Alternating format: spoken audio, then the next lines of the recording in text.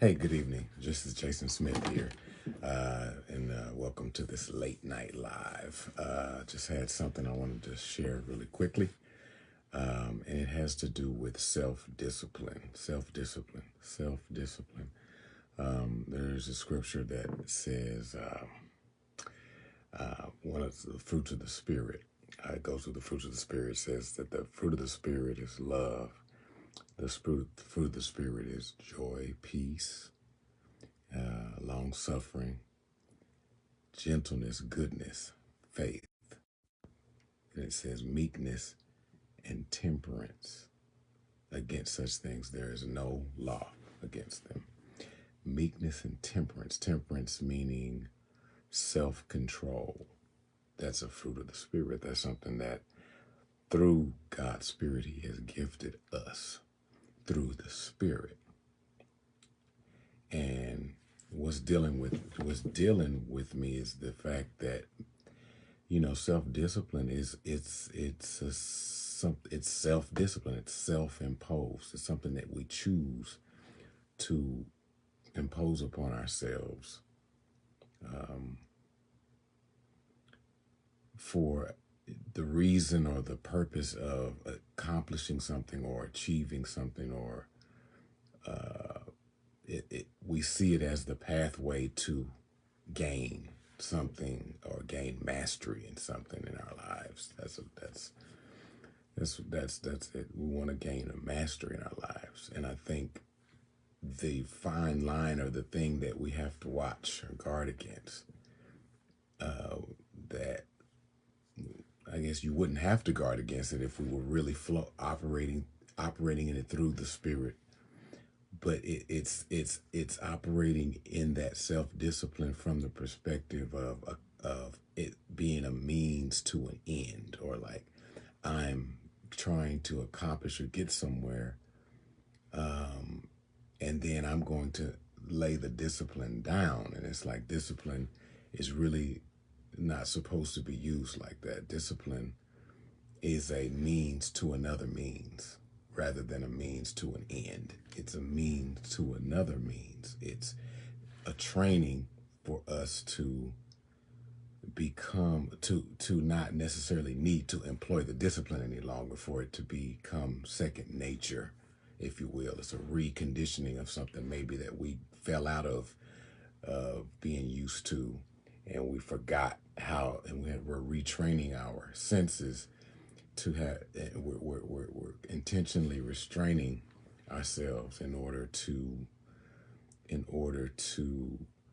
adopt a whole new lifestyle, in order for it to flow as a lifestyle. So it's not a temporary thing. So I think that's one of the things we must guard against is seeing discipline as something in and of itself, like something that we begin to worship, and we begin to worship our ability to restrain, more so than maintaining our sight on what we are employing the discipline for. We're employing the discipline to retrain our lives, our mentalities, to see as God sees, to see as we were designed to see.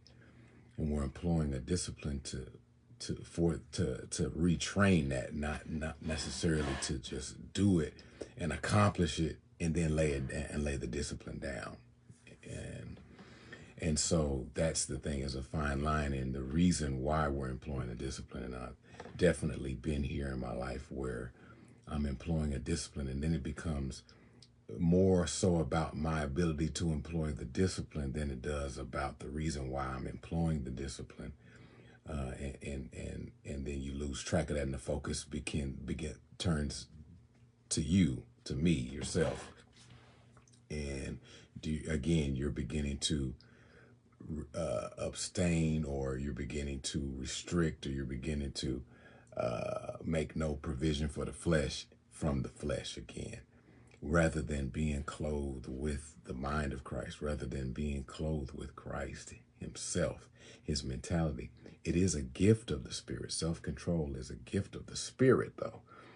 And so it is a gift of the Spirit. It's something to function from, in order to gain what we want through the Spirit.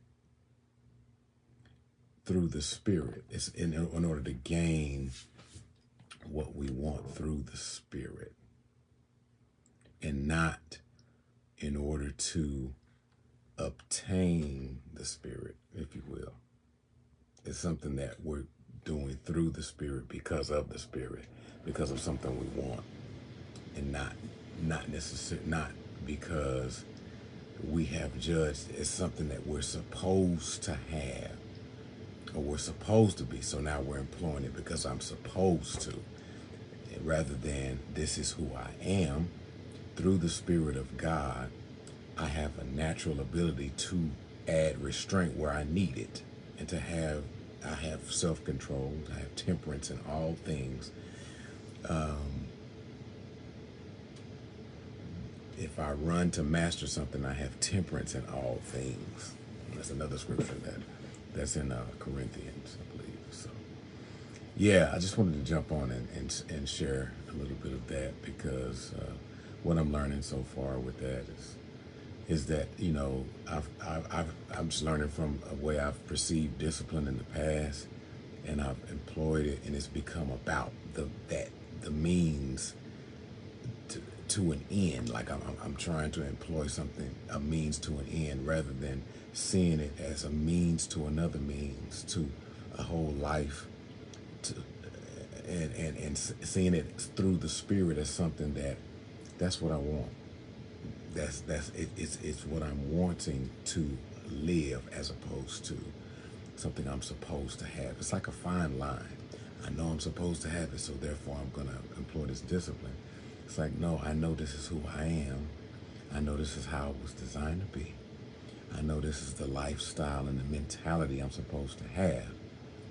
And therefore, that little adjustment there. Therefore, I'm flowing, and I'm choosing to embrace a restriction that's going to retrain my life to where, again, this is second nature, as it was originally intended for me to live and to see, and to live in a certain dimension of power that God designed me to live in as His son. And so I'm just grateful for the opportunity to be able to share this with you. Hope you got something out of it, and we'll talk again. Peace.